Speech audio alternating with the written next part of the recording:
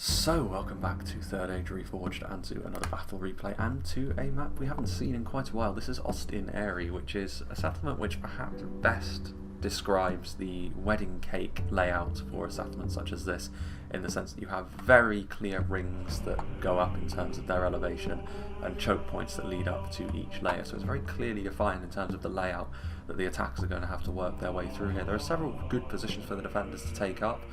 Simultaneously, they're a little bit exposed for attacking artillery and ranged units to get in there as well, so it's a bit of a double-edged sword there. If you take cover, you won't be able to use your own ranged units as effectively as you otherwise would as the defenders, and you really do need to use your ranged units in a 5v3 like this as effectively as you possibly can. It's going to be interesting as well to see how many layers the defenders defend. I would imagine they're probably going to lay on a defence for the middle layer, but probably not the outer one because it's so big and there's so much ground to cover.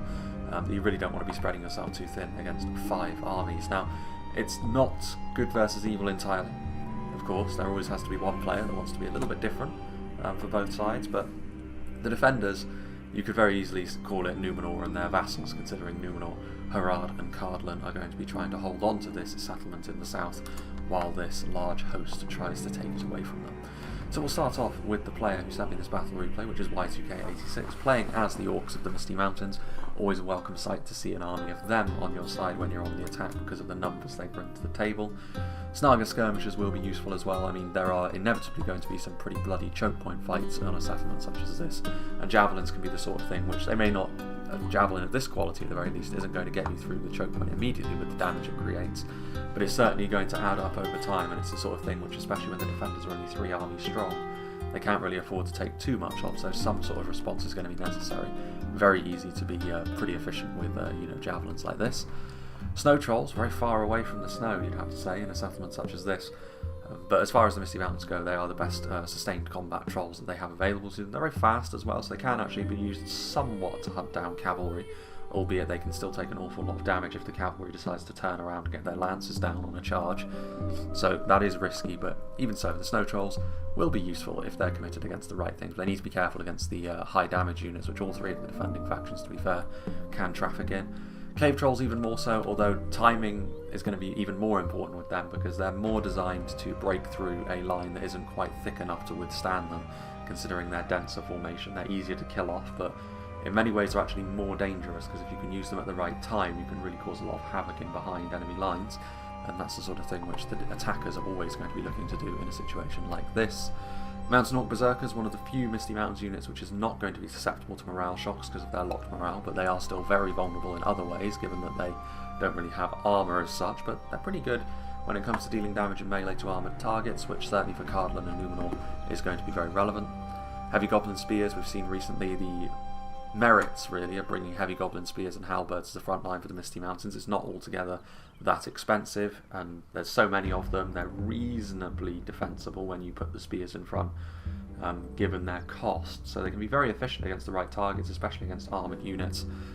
They're obviously not going to win you the game all on their own, but it's about those little incremental bits of efficiency you can build when you have a front line like this against the right targets. Goblin King's Bodyguard are in the middle of things here. They're a very run-of-the-mill sword and shield bodyguard unit, but that's kind of fitting for the Misty Mountains, to be fair, and it's one of the safer places you can put your general if that's what you indeed decide to do, which there he is as part of it. Got some Goblin Infantry here, as you know, they're not going to be very good, obviously, at much of anything, but they are almost free, so it's basically 190 troops that you get for a very small outlay, and you can use them as cannons, or something a little bit more important if you're going for a combined arms front line. Heavy Goblin Archers for doing that little bit of ranged skirmishing, another unit of the Cave Trolls there. Walk Skirmishers.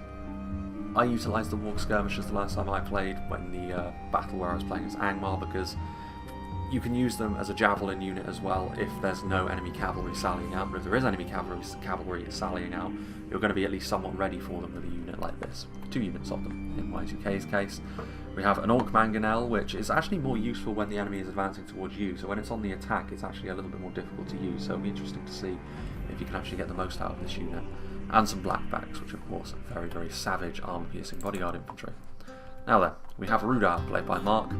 He has got some Dunman Spearmen, which are basic, certainly. The Atomor's Troll Hunters, Rhudaur of course, are very well known for their throwing projectiles, and the Atomor's Troll Hunters no different, certainly more impressive than the Snargle we've seen, but they are more expensive, so it's not a given that they're going to be as efficient as you would like them to be. You need to actually use them well. If you can, they can be a real match winner for you. Rhudaur swordsmen, there's Reforged javelins, plenty of black walls hidden, and Rhudaur axemen, so some somewhat vulnerable to skirmisher units here with axemen and black walls, but a lot of armour piercing potential here. Some upgraded Rhudaur clansmen, they are the unit which Rhudaur would designate to be their sort of missile bait unit, for lack of a better word. Plenty of Dunman pikes, they're very, very cheap, but even cheap pikes can be very useful when the battle wears on. We have some Rhudaur swordsmen in there as well, and more Etenwar's troll hunters.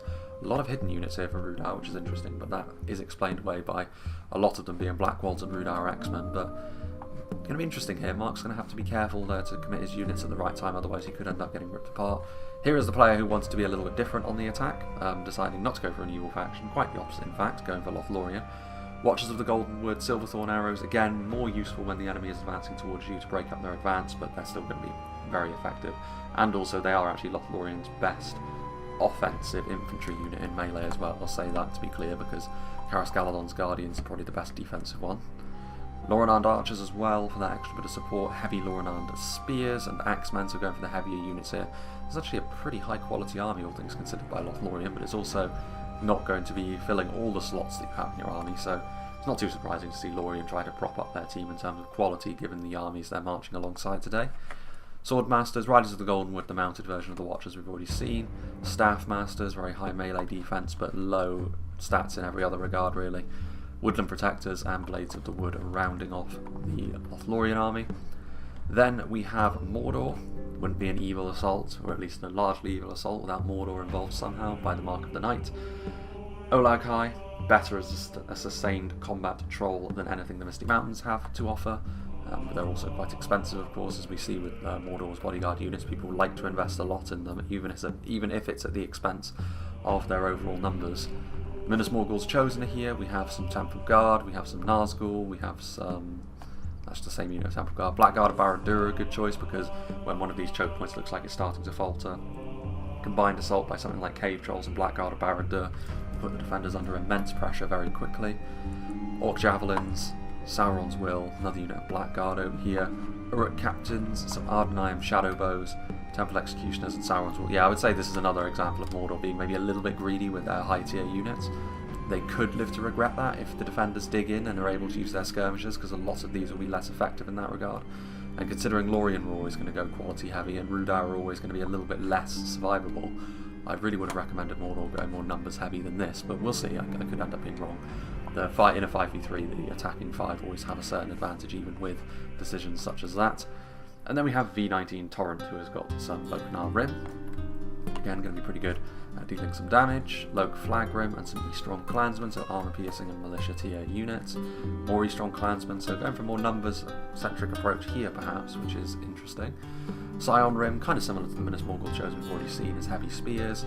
Flag Rim, another couple of units of them, and another unit of upgraded E-Strong Clansmen. Several units of Gamp Rim for that armor piercing phalanx support. Some upgraded E-Strong crossbows if they can get into good positions. We didn't see any from the Misty Mountains, interestingly enough, so the entirety of the crossbow pressure from the attackers will have to come from Rhun by the looks of things. And crossbows can be such a deadly tool in the right hands. And then some Carmel's Chosen at the back, General's Bodyguard unit, kind of similar actually to the Goblin King's Bodyguard in the way that they are pretty basic as far as a Sword and Shield Bodyguard unit goes. Now then, for the defenders, we have Tintin, who is playing as Cardolan. He has got some Hearthguard of Amon's Souls, some Tharbad Warhammers, Manatar Roman Gatekeepers, so I'd imagine we're going to see all of the high tier stuff for Cardolan being 3v5 and they're on the defence. Crossbows are going to be the key thing that Cardolan can bring to this defensive setup here. They're going to need to do damage to important targets across the field, and they will be able to do so. I mean, it's going to be questionable whether Rhun can, because they're going to need to go into harm's way to do so, but for Cardolan, no such problems for them because of the terrain they have to work with. Greenway Garrison archers, just some basic archers, which can be used a little bit more freely. If need be, they can be used to skirmish with the enemy with how cheap they are, so that is something to bear in mind. Dunedain Captains, some Wardens of Tyr and Gorthad, some Greenway Garrison footmen as well. Pikes, obviously a bit of a no-brainer to bring in a situation like this, and Cardolan may have to prop up their allies a little bit more so on this occasion, depending on what Numenor have brought in terms of their Belagai units, but we'll see. Minhiriath men-at-arms and spears, and also some Minhiriath archers in the mix as well. At the summit of the town, we have Harad, played by JKL. He has got some Southron archers, so basic, but again, in much the same way as the Greenway Garrison archers, they can be used a little bit more freely, perhaps. Muhard Beast Hunters, so Harad are going to be able to use their javelins to really nice effect, because the attackers are going to have to get into some sticky situations, and that's where Harad can really pounce. Champions of Nathrat and Trollmen of Harad, we've seen how effective they can be time and time again, and they will be here as well, I'm sure. You know, it doesn't really matter what they attack, they're going to be able to do some damage at least. They'll be more efficient against certain armies than others, but we'll have to wait and see on that. They may not have the luxury of choice. Southron Pikemen to help shore things up. Demons of the Desert. It's actually quite rare we see the Demons of the Desert use their full potential, but on a map like this, JKL has a better chance of doing that than on other types. Hashari Stalkers, nice to see some rangers on the defence, going to be key here. Second unit of Champions of Nathrat, Dismounted Serpent Guard, Muhard Beast Hunters, second unit of Demons of the Desert as well, so big investments here in their elite units, which is perhaps why the Harad army is a little bit smaller, but I think 2 Demons of the Desert I think is a good pick, as long as if you can use both of them well along with your Hashari Stalkers, that's a huge amount of range damage potential that you have, but you're depending on a smaller infantry force to try and block the way. Fortunately for you, I suppose, Numenor are on the field, and they are not going to want for any sort of infantry strength, I'm sure, played by Joran. Pharazim Swordmasters, Numenor Sentinels, and Royal Legion of Armenelos make up the triumvirate of high-tier units that Numenor have at their disposal. Pharazim Swordmasters in particular, of course, stand out in their unit class. Numenorian Shield Guard are here on the front line as well. Balagai Footmen, Numenorian Cohort are a fine unit of line infantry. The Trebuchets in and amongst things, another unit which is going to be very important in much the same way as the Harad Javelins and the Cardolan crossbows, as well as any rangers that any 3 of these defenders have. Very key as far as range threats go. Narin Royal Guard, Numenorian Steel Bows, 3 units of them, which is kind of interesting given the fact that their damage potential is actually relatively small and they need to go after specific units to be worthwhile. Interesting to see if that turns out to be a bit of a mistake. 3 units of Seafarers though certainly won't be, because they've got a limited ammunition supply, but they can do damage, and then they can also muck in melee as medium axe infantry as well. So I'll make a little bit of a cut, and we shall rejoin when the attacking armies are assaulting the settlement. So I think we shall rejoin here, because while there hasn't actually been any exchange of fire or any engagement from infantry, you can see that it is almost certainly imminent with the Misty Mountains pressurising this defensive position that Harad have taken up. I'm also quite pleased to see they are going to defend the second of the 3 layers here rather than just retreating right to the top. It makes this battle a little bit more dynamic than it otherwise would have been. Cardolan taking responsibility for the defensive position from the front, which of course leaves the rather scary force of Numenor to face down the approaching orcs and Easterlings that are going to be attacking from this direction. So, as I mentioned, I think Numenor are going to be the opponent which the attackers will want to take on the least, purely because of their solidity and how their, generally their faction is set up, while Harad and Cardolan certainly have their merits. Harad, particularly with their throwing projectiles, the armor-piercing damage they can do as well, will be quite painful against the right kind of factions, and the Misty Mountains would certainly count as one of those. And Cardolan have got their crossbows as well. Both factions don't have quite the same level of upfront strength that Numenor can have, especially in a 5v3, where the defenders have got more money to play with. Numenor are a faction you can really get quite a lot of mileage out in this kind of situation. Meanwhile, just looking at this, I mean, Lothlorien attacking from the front alongside Rhudaur. There is something to be said here about the fact that Lothlorien are a less numerous faction, Rhudaur are a less defensively inclined faction, so Cardolan, as long as their front lines can survive the savage beating that the Elven quality and the Rhudaur attack will undoubtedly inflict upon them, their skirmishes should actually be pretty useful in a situation like this. The same could also be said of Lothlorien's archers, however. Going to need to make sure that these Nahiriath units are pointing in the right direction at all times with their shields facing the enemy.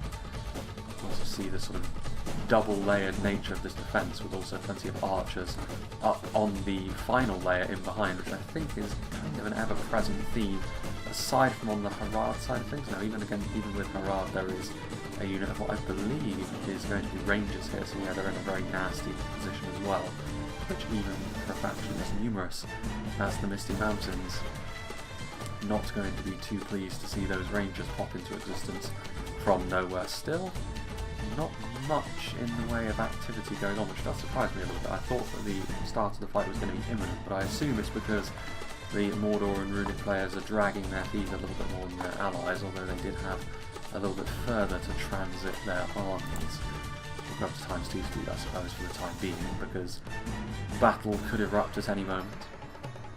But yeah, Rhun I mean, to be fair, Rhun probably best off facing against Numenor. They don't have quite the same level of quality to trade with them one-to-one, but the armour piercing in conjunction with the extra numbers that someone like Mordor can bring to the table should be the sort of thing which over time will have an impact. Nara and Irie Rhudaur are now firing, so finally we do have the battle effectively starting, although I think that may have just been one little volley, which is unfortunate. Eastron clansmen are there.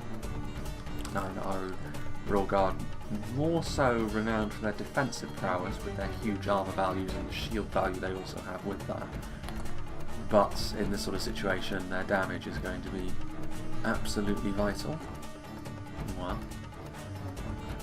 we're actually seeing the Hashari attack down as well, so it is actually interesting that they are moving down here like this. I think this is actually a bit of a waste of the Hashari, to be honest with you. I mean, as much as they can absolutely butcher Goblin infantry in melee, they've immediately been exposed by Snaga skirmishers. Any kind of arrow fire as well is going to be fairly lethal to a unit that's as exposed defensively as the Hashari. Certainly from a ranged perspective anyway, so that wasn't really a successful endeavour. But it does show some sort of thinking on the defenders to try and take the initiative, which is perhaps a good sign for later on. Meanwhile, over here the Atomor's Troll Hunters, pretty much the opposite problem over here. Cardolan sort of just standing here and taking the javelin fire when they really need to be doing something here, because the Atomor's Troll Hunters will continue to batter against these Minhiriath spears. Now you may think that these Minhiriath are not the highest quality of units, and that may be true, but in a 5v3 you can't really afford to take straight up damage like this from high ticket attacking skirmishers like the Troll Hunters here. Troll Hunters, as much as they may be armoured, as much as those archers up on the hill are just basic Greenway units, they are still taking a decent volume of fire here. Not the sort of thing they can afford to take too much of. Archers just in behind could move forward to also support. We shall have to wait and see. Meanwhile, a little bit more of an exposed defence over here from Numenor. If Rhun really wanted to, they could wrap around this single unit of footmen and force Numenor into effectively having their attentions split, which would definitely favour the attackers more so than a single choke point, especially if you can push past the position where those Numenorian archers would be able to attack individual targets. Interesting to see some Hashari also over here, so it's Harad giving Numenor a little bit of backup as the Numenorian cohort will move forward to silence these Narrim, or at least force them to retreat.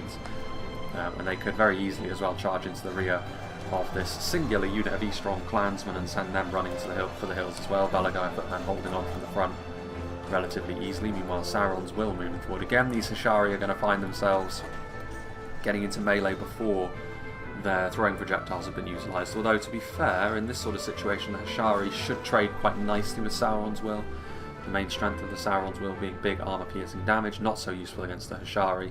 Hashari have got a good amount of melee defense, also point-blanking the Sauron's will with the assistance from the Numenor archers as well. So yeah, those Sauron's will are going to fall away pretty quickly, so not a bad engagement at all.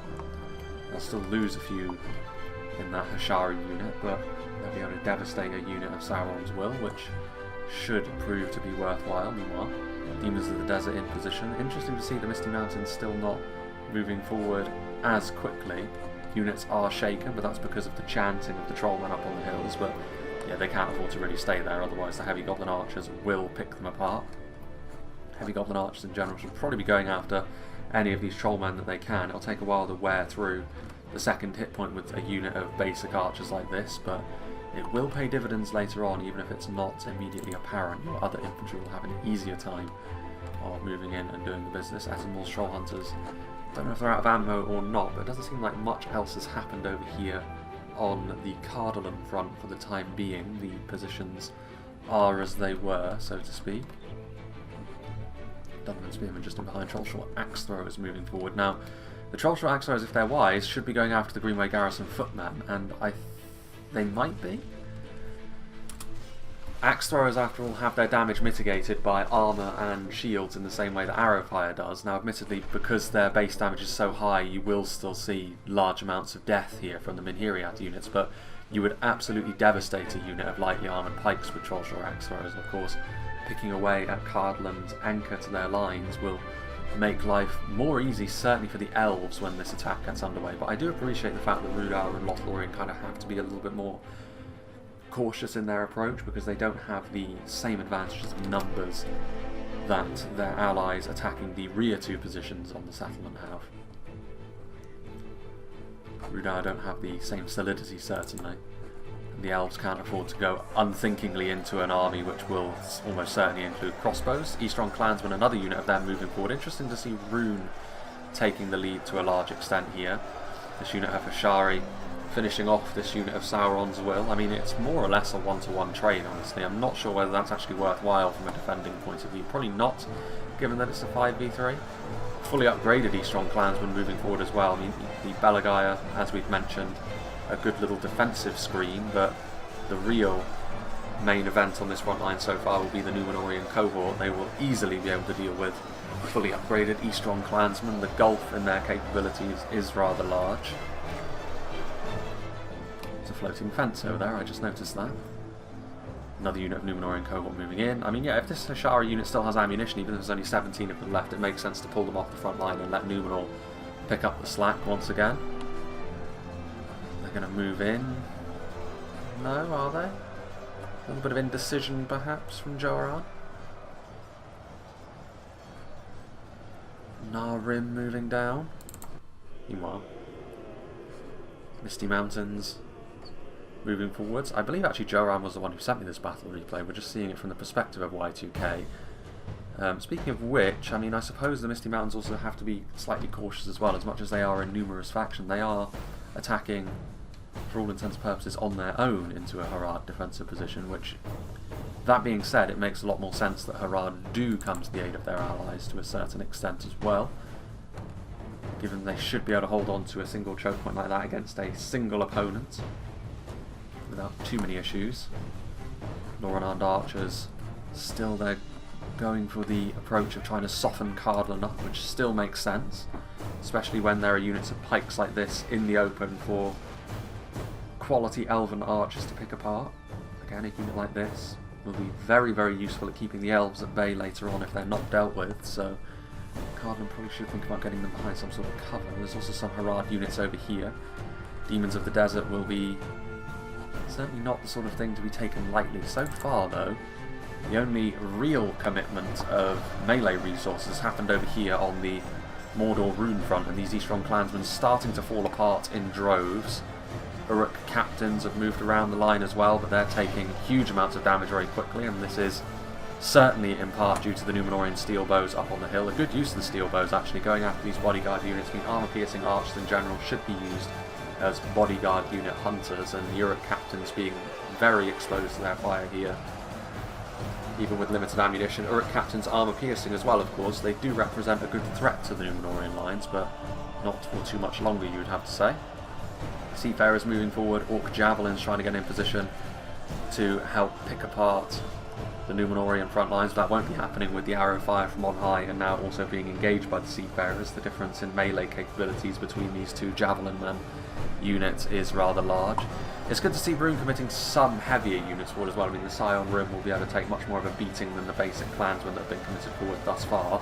Another unit of Sauron's Will as well to try and put more pressure on the entirely Numenorian front line now, which is fine, but they do need to continue to push up the hill with more units. Minas Morgul's Chosen will also fill the same sort of role as the Scion Rim.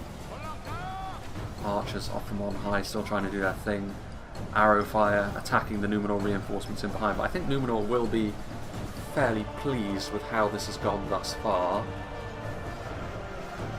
Well, across, yeah, a lot of these clansmen, I mean, without the support of the Uruk captains, they're of course falling away pretty quickly. The armor-piercing Numenorian shield guard are also in here as well, so any edge that the armor upgrades on the clansmen were giving them will be starting to dissipate. The Flag Rim, though, a better fit for facing the Numenorian infantry with the armor-piercing, but they'll still need support. It'll need to be as part of a combined arms push, rather than individual brilliance in the way that Numenor are going to be able to rely upon here. But yeah, so far Rhun taking hits, Mordor moving forward. I mean, able to partially wrap around this front line now with the addition of that unit of Minas Morgul Chosen, but If they do push into this position, yeah, we're going to start to see ripping along the lines there. Maybe not the most accurate of shots, but the Minas Morgul Chosen will not enjoy being under javelin fire from the Seafarers, and Seafarers will be able to rapidly help shore up the line once they do run out of ammunition, which shouldn't take too long if we're being honest. Yeah, and a lot of these units starting to rout now. Are we seeing any sort of melee engagement? We are, but again it comes about as a result of a rather ill-fated Harad counter-attack, and again a unit of dismounted Serpent Guard with the armour upgrade is not the sort of thing that you can afford to be wasting like this. I mean, Y2K will be very pleased with how this has gone so far, because while he hasn't really made any inroads in terms of map control, he's certainly starting to chip away slowly but surely at the strength that Harad will have later on in the battle, and he's been able to do so with relatively basic units. Again, I can understand wanting to be proactive, but sending forward individual units in the way JKL has done so far into the Misty Mountains ranks has not really yielded anything in the way of results. Meanwhile, on the front, are we starting to see a big engagement? We are. Rhudaur, unsurprisingly, taking on the lion's share of the responsibility for the initial assault with a few elves in support. Still, the archers from on high trying to do their thing. And certainly against Rhudaur units, even the most basic of Cardolan arrows will still be pretty effective. The only unit with any sort of armour in here at the moment is the Troll Hunters themselves, presumably out of ammunition. Pikes also moving forward. I mean, the Cardolan lines are slightly shaken. They do need to be a little bit careful. They are going to be susceptible to routing. This is one of those settlements as well that doesn't have access to a town centre for the defenders, so if they do rout, they will simply quit the field entirely. Protectors in behind, some more elven units moving forward, so a little bit more intent from the attackers, and maybe seeing that the Cardolan lines are slightly buckling. I mean, after all, if Cardolan do let the side down here, Harad and Numenor will have to retreat from their defensive positions, which Numenor, considering how well it's gone for them so far, they won't want to leave for the time being. They won't want to see Cardolan's defence fall away. Be a good opportunity to get those demons of the desert in position. I mean, they may only be basic units along here, but you would still devastate them and you would buy more time for the Cardolan defence to hold on over here. It has to be taken as a whole, this battle. What? What's going on over here? Blackguard of Barad-dûr moving forward, so they are intent on trying to push through this position. The Numenorian Shield Guard, I mean, Mordor showing a lot of intent here. Temple Executioners being moved forward now. They're going to need some range support on this front line now, because both units of Blackguard push forward, but not able to push through the lines entirely just yet. So a combination of the Hashari and Royal Legion still securing this flank and going to try and work up the lines here as well. So this is actually a pretty key moment in the battle here, with a huge commitment of resources from Mordor. Numenor trying to move in to stem the bleeding. Olag High going to be able to do a good amount of damage here to the Seafarers that they have engaged with. A little bit further back, Numenorian cohort moving in. Pharazim Swordmass is also getting into the fray as well, which means they will be able to outpace the Temple Executioners in terms of overall quality. Balance of forces is evenly matched. More reinforcements can always be committed for the attackers though, but I mean, they've already committed a fair amount, to be fair, so it's been a pretty bloody affair thus far. Runic infantry adding a bit of armour piercing to help out this Mordor push against the Numenor quality. And this Blackguard hasn't been able to push through the lines, and as a just standard heavy infantry unit in sustained combat, these Great Shield infantry don't really match their weight class in terms of their price. You know, you do pay for that ability to push through the lines more than anything else. I mean, they're decent at absorbing arrow fire as you'd expect as well, but if you send them into melee in this sort of situation, especially against infantry of the quality of Numenor, you're going to be fairly underwhelmed by their abilities, and you can see that they are already routing. So the Blackguard haven't really had the kind of impact in this battle that the Mark of the Night would have wanted. I know that he sent me this battle replay as well, actually. It's worth mentioning that. Gamprun moving forward, going to try and shore things up on the line, anchor them in position. There aren't any pole arms from the defenders after all, so this kind of unit should be very useful. And they are going to draw the attention of the steel bows, which are now getting into melee. And have to prevent the Gamprun from simply marching right through the middle of their formation. Sentinels over here as well. Temple Guard doing their thing. A few Orc Javelins depleted, but still Temple Guards still taking a hammering from the steel bows. This is one thing that I've noticed Numenor have done very well, and it's something which we don't see them do enough when we see them on the field. They've used their steel bows well. They've targeted down the right kind of units. And yeah, the Temple Guard's certainly the right kind of units. You want to be mitigating that DPS they can do with their own armor-piercing projectiles, but they're also a real threat in melee later on, so they're worth going after for multiple reasons. Hashari getting in position to help back up the Numenor lines. There's some Minhiriath sharpshooters getting into place as well. They see the threats that this push presents, and I think the time element here is now against the Misty. I think they need to move in. They need to start attacking, because Mordor and Rhun are really bleeding for the team now, and it's incumbent on the other three attackers now to start doing the business. Looks as though they did actually, we just missed it by the looks of things, but they did actually spookily take my advice as well. Demons of the Desert looking to have ripped through this initial assault from the front, which should help keep this defensive line holding its ground for now. Greenway Garrison archers out of ammunition holding the line, but some other Greenway units running for the hills. Rhudaur clansmen on the front line. Looking like this front line is still very shaky in spite of the fact that the Demons of the Desert were here. I mean, what's Cardolan going to do now? Tintin needs to react to this. He's got a lot of units that could get caught flat-footed if he's not careful. It's also the sort of thing which the attackers should be looking to take full advantage of immediately. Rhudaur's going to try and do that with some axemen to pour through the gap in the line. Yeah, Lothlorien also going to follow through with a bunch of staff masters to consolidate their gains. There are Dunedain captains over here, but they're not going to be in any sort of organisational structure.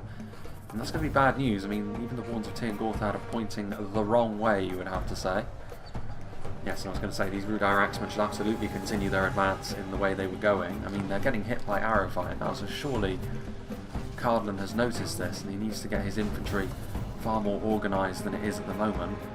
I mean, yes, Dunedain captains are going to be very easily able to deal with Rhudaur axemen, especially with arrow support as they have, but I don't know. This is the kind of scene with the attackers spilling over the defence that rarely ends well for the defenders when the battle is set up in this manner. Still units waiting in the final stand. They will be retreating back here at some point, of that I have little doubt. For the time being, Trebuchet getting a little bit closer to the action here. Numenor has certainly had a grand old time against Mordor and Rhun as they continue to try and do their thing, but now Ardenai and Shadow Bows for the defenders. I think that's pretty much the only archer unit Numenor will have left, so to be fair, they have used a lot of resources to hold their ground over here as successfully as they have, and they're going to be more reliant on their allies' skirmishers later on, but even still. Gampra getting into melee here against the Royal Legion of Armenelos. And to be fair, if the Gamperin can get themselves organised and get the armour-piercing phalanx in position, it's not a fight that necessarily will end badly for Rhun. Problem is that there's still Demons of the Desert scurrying around, there's still Numenor reinforcements that can be committed if necessary.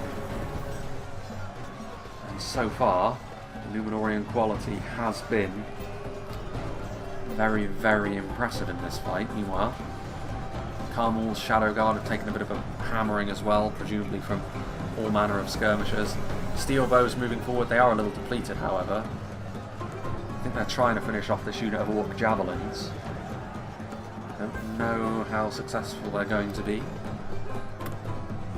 Just in behind, Temple Executioners. Victory seems certain. That's somewhat surprising. Kharazm Swordmasters still far healthier than them, and they've also got some Shield Guard for support as well.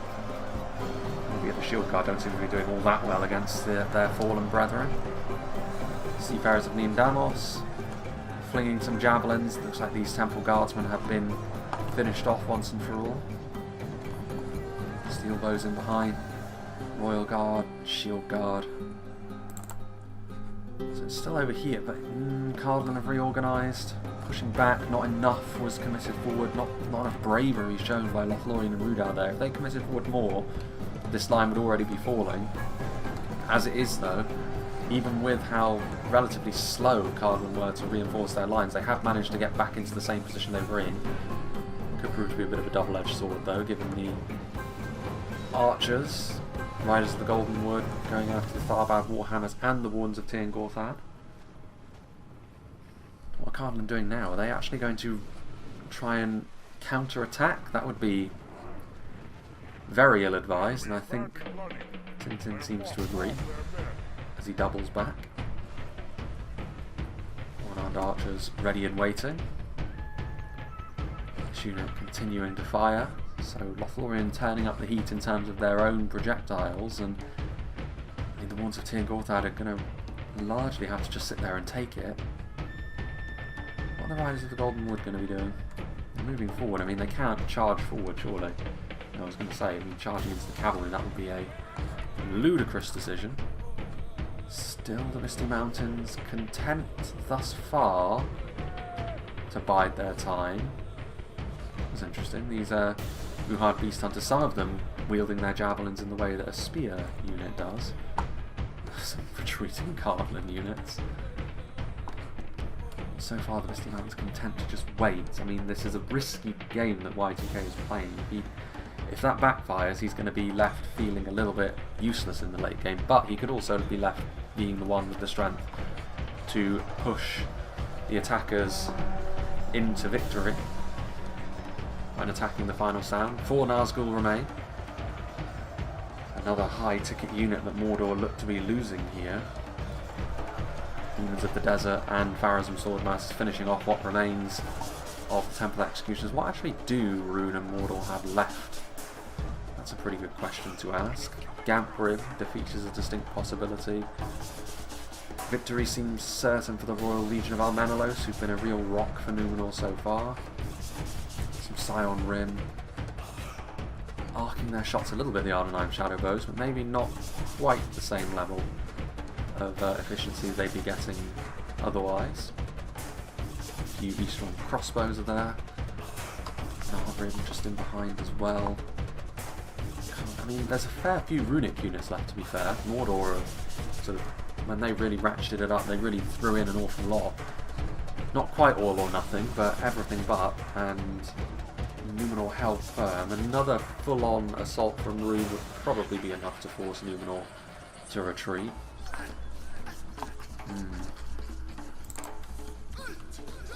What else have we got going on? Still the Trollmen chanting, waiting for their opportunity to get involved in the combat, but so far the Misty Mountains are not obliging them. It's rare that you see the Misty Mountains be the one to show such restraint, given that they are usually used as the cannon fodder army. The token sacrificial lambs. Half guard of Amor Sul up there. Still, I mean, yeah, none of these units are shielded, so the elves are going to be filling their boots in terms of kills here. And if you have the opportunity to finish off a unit like the Wards of Tir-Gorthad, you don't want the Cardolan forces to be holding your high-quality elves at arm's length with those pikes. Cardolan have a rather limited choice in this matter, though. They need something to hold this front line. Don't really have anything with shields left after the initial assault. Polished off most of their Minhiriath units. Northern Axemen, some routing Numenorian cohort. Etenmor's Trollhunters is going to be moving in here as well to join in on the beatdown that these wardens are suffering.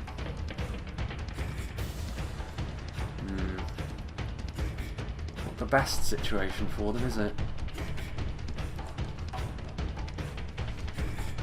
Like I said, they don't really have too much of a choice. I mean, they've got bodyguard tier units elsewhere. This is a situation that may indicate that it's a good idea for the defenders wholesale to actually retreat back to the final layer. They still have a few options to hit units like these Atomor's Trollhunters with arrows from up on the hilltop there, but I don't know. Still over here, Ardenheim Shadowbow is pretty much the only thing Mordor have left. The rest of the runic units getting into position.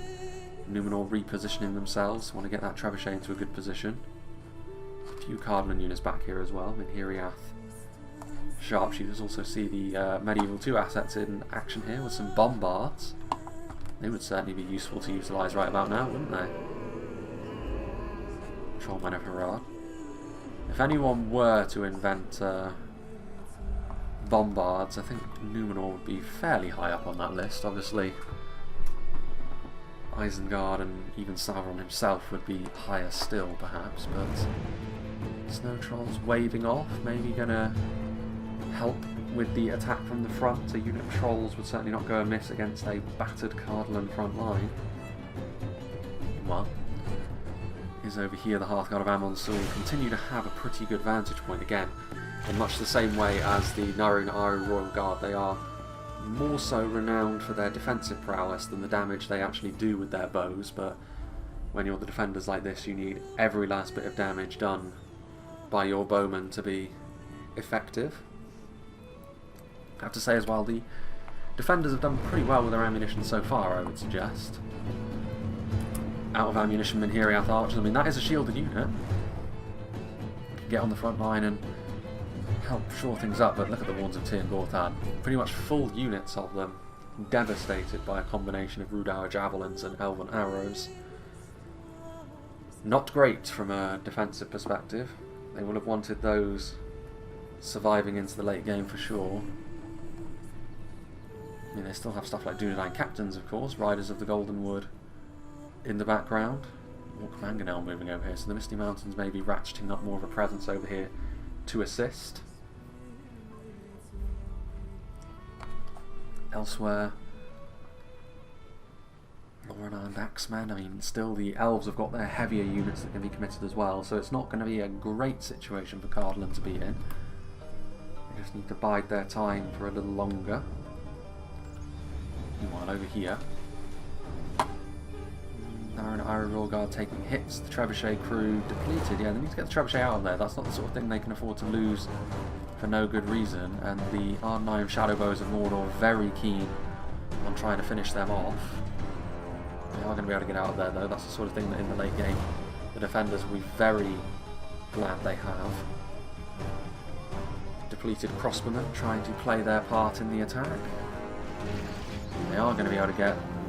They're not actually shooting at the Royal Legion of Armenlos, which is a bit of a mistake because it means they're going to be charged in melee and finished off. These units may be battered and bruised, but they're still performing efficiently. I think they may have been going after the Numenor Sentinels, which is fair enough. That's the sort of unit which in the late game would certainly have an impact, but I don't know. Meanwhile, Heavy Goblin Archers trying to do their thing, going after the Muhard Beast Hunters. They may come equipped with those bucklers, but not a huge shield value, and of course Muhards don't really know the meaning of the word armour, so even the Misty Mountains long-range archers will be able to do decent damage against the faction like Harad.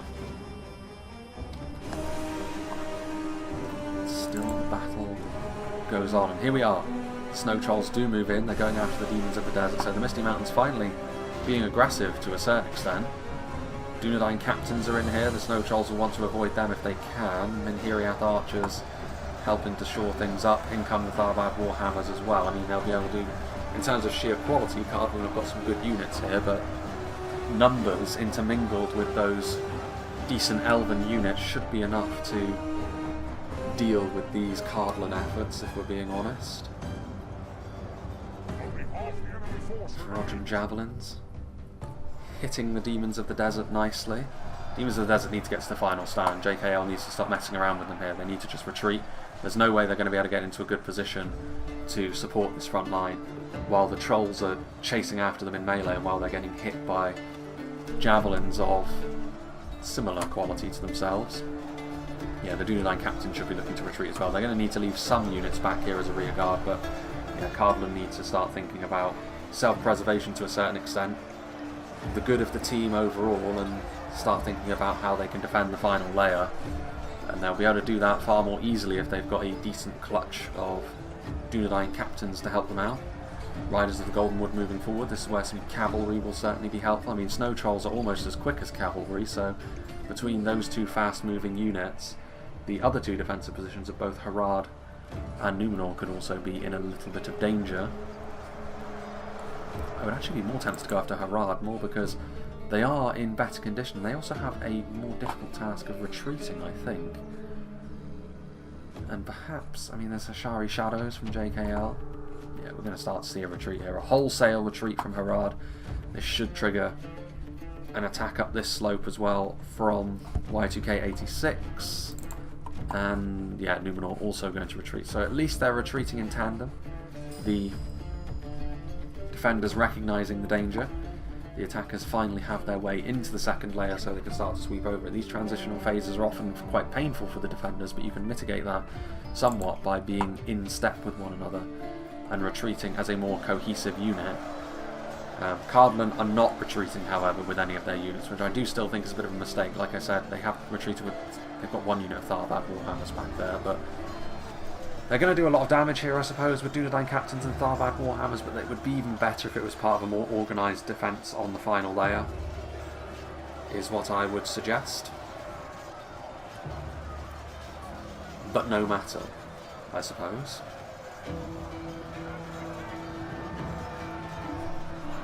Rear charge from the Riders of the Goldenwood, not... Yeah, they managed to rout them all. You don't quite get the same impact with a Horse Archer unit rear charge, but the mass does a lot of the work for cavalry, so even Horse Archers, when they charge in, are a danger, as we just saw. Further back, starting to see the more dangerous portion of Cardolan's ranged force now starting to shoot in. Over here, Minotaur Bomengeki was pulling out their melee weapons, which maybe they've already utilised a lot of their ammunition. They don't have the armour upgrade, so there is that. This unit of Minhiriath Sharpshooter still has its ammunition against the right foes. It could still prove to be very decisive indeed. What are these Riders of the Goldenwood doing?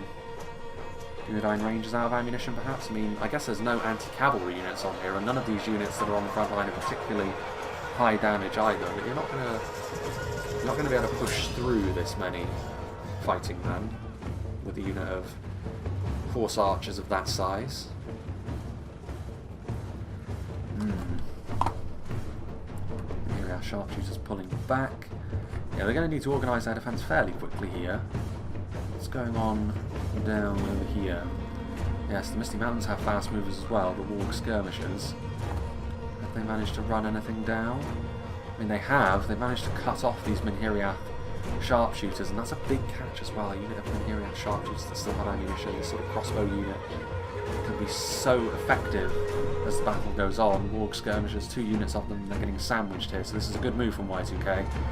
And even with that unit of Southron Pikemen trying to come in to help them out, it's not going to work. This unit of Minhiriath Sharpshooters is going to be utterly devastated by the Wargs. Might get a few of them out, but a nice use of the Wargs in a battle like this. I mean, cavalry in a siege can always be... You're never quite sure how well it's going to be utilised, but I think so far the attacks have made pretty decent use of it. Southron Pikemen getting charged by the Riders of the Goldenwood. That is bold. I mean, they've devastated them. The Southron Pikemen, after all, are a very vulnerable unit of pikes. Even with that armour piercing they have, they're so fragile, and they do end up routing as a result of that pincer movement. Again, good interplay there between the attackers. We praise the defenders for their unified retreat, so we have to praise the attackers as well for their unified cavalry manoeuvres. What's going on over here? So Snow Trolls are still attacking something. No, they're not. They're just sort of intermingling with one another, which is a little bit peculiar. Cardolan in place. And here are Sharpshooters attacking. The Mangonel, I mean, as I've mentioned, the Mangonel is one of those things that, based on the terrain of the battlefield, it's more difficult to use. I mean, the Mangonel is at its devastating best when a unit is advancing towards you and they have to go through the flames that it causes. But I mean, it could still be devastating here, but the Mangonel, most artillery can be a bit temperamental, the Mangonel more so. I'm very surprised here that they've left this gaping hole in their defence. I mean, they've got no excuse for this really, the defenders. They knew that this was here, they knew that the cavalry was already doing the business, and now they're losing a lot of good Southron archers as a result of their own negligence once again. They need these skirmishes as well. Southron archers may be basic, but they've lost a unit of crossbows now. They may very well end up losing a unit of Southron archers as well. That's a lot of ammunition, which is quite necessary in trying to stave off the attackers as this battle continues into its latter stages. Demons of the Desert moving forward. They are two-handed spears in melee, so they will actually be pretty devastating against these cavalry units, as it were. They are going to retreat now as well. Serpent's Fangs moving forwards. Yeah, the Orcs do end up routing as a result of the Demons of the Desert and plenty more Southron Pikes as well. This time around the Southron Pikes are not isolated either, so they're not going to be able to pincer them in the same manner that they did before. And those Wargs, Trollmen are in behind as well, so as they rout through they're getting devastated too. They're going to continue to go after. They're going after now a second unit of these Southrons. Poison projectiles being used.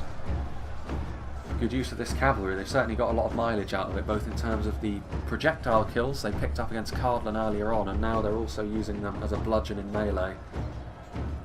And it's been going pretty well for them. I think they've already got their money's worth out of it from an attacking perspective. Anything they can pick up from here on out. Purely a bonus. Yeah, they know as well.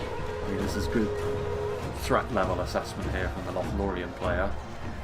He knows that trying to finish off the Hashari is more important than continuing to go after more Southrons. Starting to take more and more losses now, of course.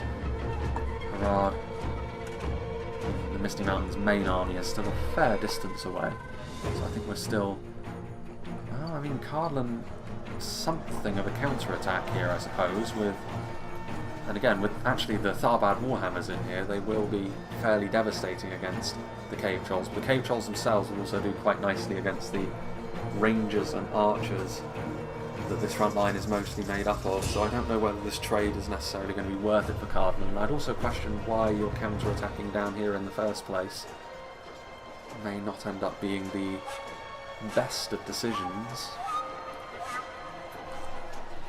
Blackwald's moving in as well. That's the sort of thing which will add a nice little damage spike for the attackers. Ardnheim Shadowbows from Mordor moving forward, going after the Ardnheim Shadowbows from Numenor.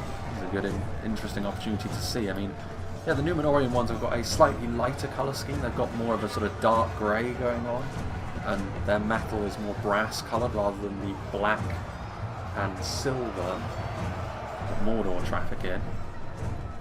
But again, this Ardnheim Shadowbow unit is going to be utterly overwhelmed because the runic units are also following through with some flag rim. And again, the Ardnheim Shadowbow is the most heavily armoured of all rangers, so the armour piercing won't actually be going to waste.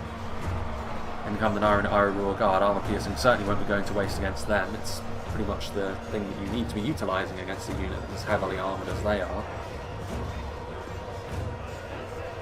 Shoring up the front line.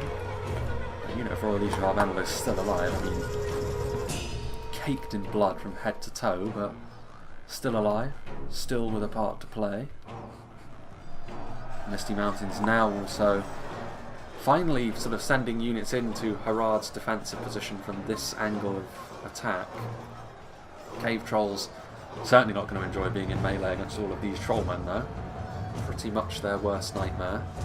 A single Haradrim officer back here as part of the pike unit. Yeah, those Cave Trolls are going to be depleted pretty quickly. A lot of these lower end Misty Mountains units being committed to the fray, but so far nothing Harad needs to concern themselves too much with from a melee perspective. We've got reinforcements nearby should the need arise for them. Snaga skirmishers ballooning those javelins pretty high up, but yes, pressure being put on every approach to the final stand now. Rhudaur swordsman ready to be committed should the need arise. Elven infantry has also, well, I say elven infantry, out of ammunition archers, but out of ammunition elven archers are going to be superior to out of ammunition Cardolan archers, which is what you have certainly seen here, and now these Tharbad Warhammers are going to be completely overrun. They're a very dangerous unit, Tharbad Warhammers. Between the elves and also those Blackwolds, they'll be able to easily run through them at this point. And they have the Trebuchet there, which is getting ready to fire, and I mean they may as well, they've got nothing much on the front line of their own now. So some point-blank artillery hits could be the sort of thing to do some nice damage spikes, which the defenders, you can't help but feel as though they will need.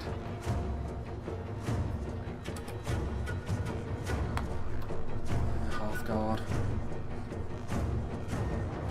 Here we have sharpshooters waiting in position as well. Snow trolls moving forwards.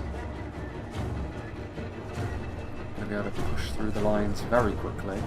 And the trebuchets repositioning, it means they're going to have to realign themselves. The snow trolls, I assume, are going to try and charge through the Minotaur Roman gatekeepers as well, because the gatekeepers will be capable of doing a fair amount of damage to the snow trolls pretty quickly. Maybe going after the sharpshooters instead? Gatekeepers are on their own on the front line, and yeah, Numenor are going to need to send over some support over here, even if it is just out of ammunition steel bows, because Cardolan are not going to be able to withstand this onslaught from Lothlorien and Rhudaur if it is allowed to continue in the way that it currently is. I mean, I know that Harad must have plenty left in the bank, because the Misty Mountains simply haven't attacked them with the same sort of gusto that the other two defenders in Cardolan and Numenor have had to withstand. And so far, this initial assault from the Misty Mountains is also not the sort of thing which will cause Harad too many sleepless nights either.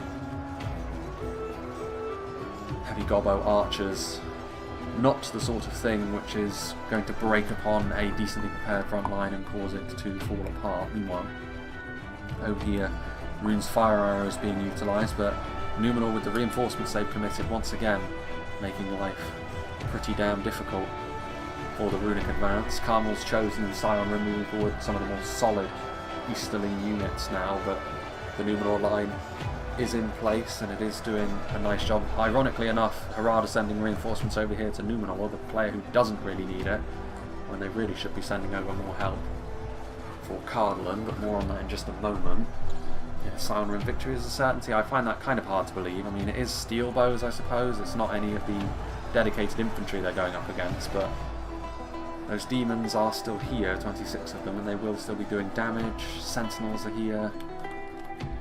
Still Harad not too keen on sending over reinforcements, which may yet prove to be the defenders' final downfall. Half-God of Amon-Sul being committed to melee.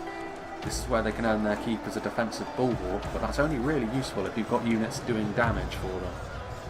A unit to act as the sword to their shield, and I'm not sure. Maybe the idea was to have the Minhirian sharpshooters fill that role, but they're getting assaulted by trolls and elven heavy swordsmen. So it's not a great position for them to be in.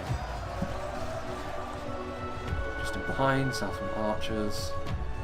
Karen Admiral Staff Masters making sure that this attack isn't going anywhere anytime soon with their very high melee defense values.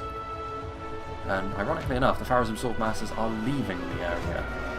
I think that must have been the Easterling. Actually, no, the Numenor Royal Guardsmen could, I suppose, have been our Pharazon. I feel like we would have seen his big golden pope hat fall if that was the case.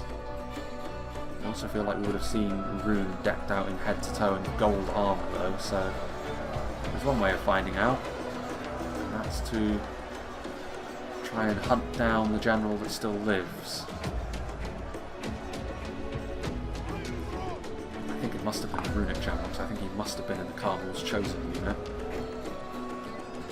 Demons of the Desert leaving.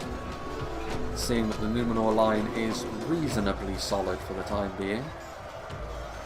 Most of these units, even from a Numenor perspective though, will earn their keep more so defensively than offensively, and that's where Harad really needs to be the match winner for their team here.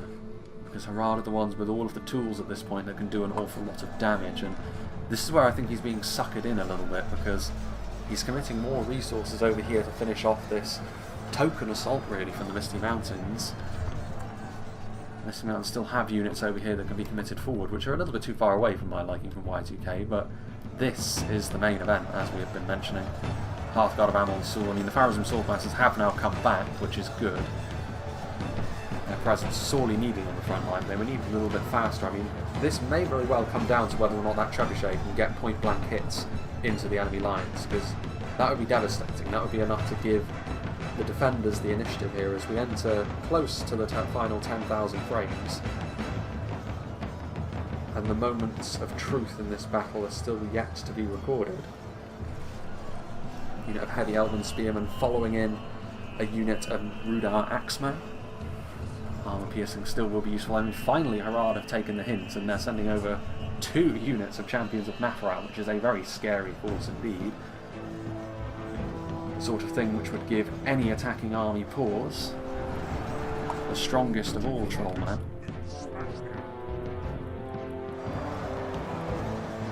Yeah, and Rhudaur axemen will find themselves hideously outgunned as an armour-piercing infantry unit here, but the makeup of this front line, the shape of it, still isn't great. If they'd been committed just a little bit sooner, I feel like this would have gone a little bit better, and you can see here that the Lothlorien sword masses are now in behind enemy lines. A bit of chaos and pandemonium can ensue. Demons of the Desert perhaps being hunted. I mean, Harad still have enough strength here that certainly the attackers will be a little bit worried that maybe they won't have enough to finish them off overall. A Snow Troll continuing to do his thing. Pharazim Swordmasters taking damage. I mean, it's actually impressive here. The men of Cardolan Gatekeepers have shown themselves to be very effective in melee, given the pressure they've been under. They haven't capitulated as of yet. Shows that Cardolan are not as flimsy as people would believe. The morale is simply something you have to work around. Can Rhun turn the tide against Numenor? I'm not sure they can, you know. Numenor in shield guard with that armour piercing will be very useful against the Cardinals' chosen elven reinforcements over here, actually. A fresh unit of Lothlorien Swordmasters is the sort of thing which will give Numenor pause, given the losses they've already taken, given the fact that Rhun is still fighting. Fresh unit of crossbows as well. Blackback Berserkers. I mean, I still think that it's an interesting ploy to not pressurise this front line as much as maybe they could. But a token force is all that's really required to keep basic heavy goblins at bay. Trollman, a single unit of Trollman and a single unit of Southron Pikemen would probably be enough, and then the other units could be sent over to support Numenor and Cardolan. Ashari Stalkers are here. Muhad Beast Hunters in behind, ready to use their javelins against units that do manage to slip the net. Those Swordmasters hunted down by a combination of Trollman and dismounted Serpent Guard, the other unit of which we saw perish earlier on. Rhudaur Swordsmen coming forward en masse. But they aren't really of the level of quality that will worry Serpent Guard, certainly not champions of Neferat, too much. Dunman Pikemen routing and broken. Some reasons to be cheerful, I suppose, for the defenders. There's still a few Hashari Shadows as well. They are armour-piercing projectiles after all. Depleted though they may be, still useful, and certainly pulling their weight here are the Gatekeepers. Now, the Trebuchet hasn't been able to utilise itself in the way that it would have wanted, but maybe its mere presence has informed some of the attackers' decision-making, and so far, especially with all this Harad reinforcements, I mean, it's a Harad-led defence at this point, given the damage, as I mentioned, that Numenor and Cardolan have already taken. It needs to be the men of the south that lead their team to victory. Crimson Banners held aloft in their ranks. Dunman Pikemen returning, but, I mean, as units rout and return, just throwing them in to be slaughtered maybe isn't the most useful thing. In come the heavy goblin spears. Have the Misty Mountains maybe been a little bit too passive against Harad? They've sent reinforcements elsewhere, but as a result of them not doing much damage to Harad, the strength that they still possess here in the late game with their Trollmen and the like is still very significant. The Lothlorien Swordmasters actually being retreated off the front line, reinforcements given, now taken away. Maybe that's because they feel as though they aren't actually needed over here, because with the Blackbacks and the Goblin King's bodyguard, the Misty Mountains' true strength is actually over here, and they should be able to assist Rhun in bringing about the final destruction of Numenor's defence. Which is all well and good. I mean, that is true, I suppose, that as much as Harad will need to lead the defenders to victory, it's up to the Misty Mountains really to lead the attackers to victory, considering the elite units they still have at their disposal. Although there goes the Misty Mountain General really very quickly. That's unfortunate. Only just committed to the fight, but that is the risk that you run. Lothlorien Axemen taking hits. Forward comes some Dunman Spearmen. Not exactly of the quality that would have been wanted. Demons of the Desert still with a bit of ammunition, and they are doing a lot of damage here to the, I mean, fairly basic actually, Rhudaur and Lothlorien units, but you just need to dump your ammunition at this point, do as much damage to whatever unit you can. Try and break the resolve of the attackers as they fight. Forward come the Lothlorien Axemen, which is still a unit of good quality of course, but Champions of Neferat still here. causing the wholesale retreat of the lower tier units that they're facing off against. Demons of the Desert still doing their thing.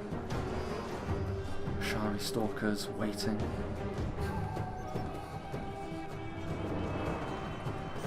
Again, Harad coming over here, but not soon enough to save the Numenor defence, and maybe baiting Harad into keeping too much of their strength against what was ultimately a token force has proven to be a bit of a masterstroke for the Misty Mountains. Time will tell. There's still plenty of battle to be fought before the attackers can claim ultimate victory, but with this defensive position starting to fall apart, this unit of Trollmen going to be overrun here by the Misty Mountains, the Elves, and the Easterlings. Rhudaur Sentinels being dealt with by Carmel's Chosen and Blackbacks. Yeah, I think organisationally this may be a vital moment. Serpent's Fangs doing their thing still, Demons of the Desert, Southrons.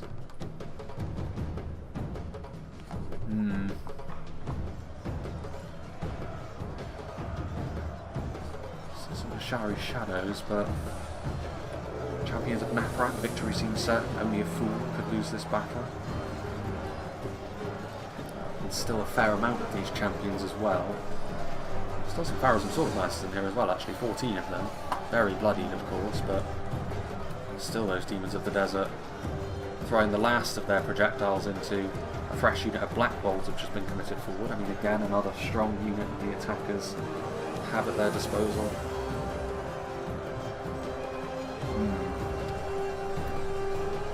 They having their reinforcements over here. I mean, Witcher and Slavers, a significant unit. The Mangonel, difficult to use in this circumstance. You can't really afford to use it because if you hit your own units you could end up routing them. Its presence will have to be enough. Rhudaur Swordsman, I mean that's pretty much it from the attacking perspective as far as reinforcements go over here, which I don't know if that would be enough to actually beat Harad over here. It'll be enough to do some extra damage to them maybe, but the victory I suppose will have to be elsewhere. Getting the Trebuchet into position, I mean this could be fairly vital. Blackback Berserkers pushing forward, Southron Archers doing damage. Ooh, Nero, yeah, that was also perfect. I think most of those kills may have been only on heavy goblin spears, but that's the sort of damage which can turn the battle around once more. There's still plenty of projectiles from Harad as well. Southron Archers, Shari Stalkers doing their thing, so this is it really, this is the key moment. Can Harad, with their archers and that trebuchet, do enough damage to make it so Harad's infantry can seal victory in the field? Again, much more damage. Again, it's pretty much only on heavy goblin spears, but killing off units in droves like that is important now. Serpent's Fangs will be enough to win this little fight over here. So that's something. Still some skirmishing going on over here, and actually it's Watchers of the Golden Wood.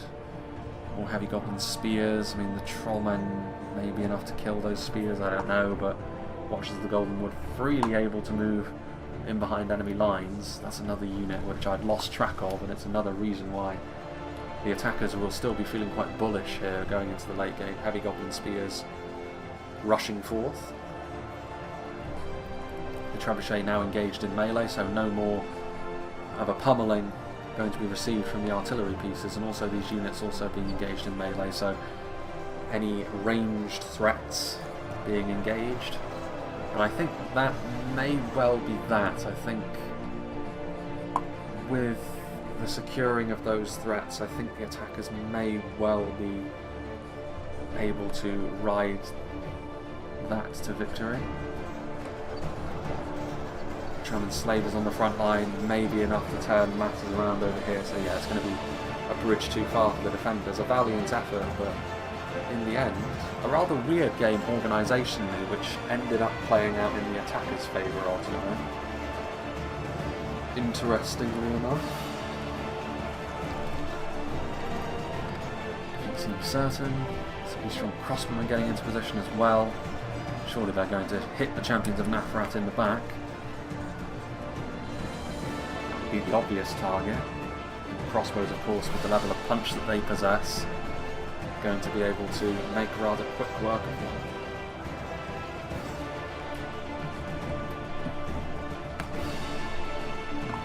Beast Hunters.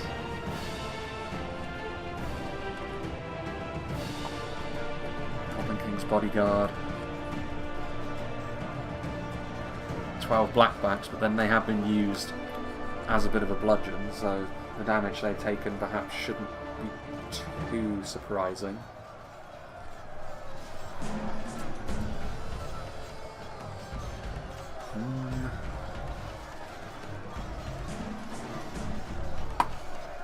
Southron Archers putting up a decent little resistance here against these bodyguard class units. There's a lot of routing happening from these heavy goblin spears as well after they were committed forward very aggressively. I don't think it'll matter too much in the end though, because I mean they're routing towards their own men anyway. Plenty of Rim crossbowmen. These beast hunters being engaged by Witch Realm enslavers. Surely will be enough for them. And then Hashari Stalkers also being engaged here by Law and Armed Axeman. Another hack onto that unit of Serpent's Fangs. Utterly surrounded by Watchers of the Golden Wood and destroyed. Actually no, not utterly destroyed. Watchers of the Golden Wood actually leaving the engagement, perhaps seeing that they've already tilted the scales of this particular fight in favour of the attackers and their presence is better utilised elsewhere. One player admits defeat. Who might that be? Not Harad, they fight on. Having a look at the percentage of kills, close, it is close, 2%. I mean there's still a fair number of attackers, but they had a significant numbers advantage to begin with, so in terms of proportionality, it is what it is. Our swordsmen here, still the champions of Nafrat, fight on. They're actually going up against units which are far their inferior, but there are too many of them. Mangonel, what are they going to do? Are they going to risk using the Mangonel in this situation where victory is already assured? Hitting their own men and causing the wholesale routing of their forces. And I think having Watchers of the Golden Wood and Witch Realm enslavers in the back pocket in the late game is always a power spike which is going to be difficult to deal with. Finally our Pharazon does fall at the hands of basic swordsmen, no less. Misty Mountain General is still alive actually, so it must have been a different general that fell earlier. Maybe the Elven one? No, because Haldir's still over here with the Watchers. Still Serpent's Fangs. I'm not sure these fountains were always on this map, were they? Maybe they were and I'm just going balmy. German Slavers victorious.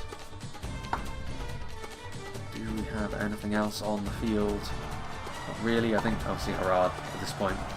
Victorious over here against the token forces they were, but given up, I suppose, but at least you know they're allowing their troops to fight on to the bitter end. It will be a bitter end. The strong crossbowmen doing their thing as well, instantly routing those Southron pikemen. The Trollmen won't rout, they will fight to the death. Ah, they are going to utilise the Mangonel. Nope, they're not. That's unfortunate.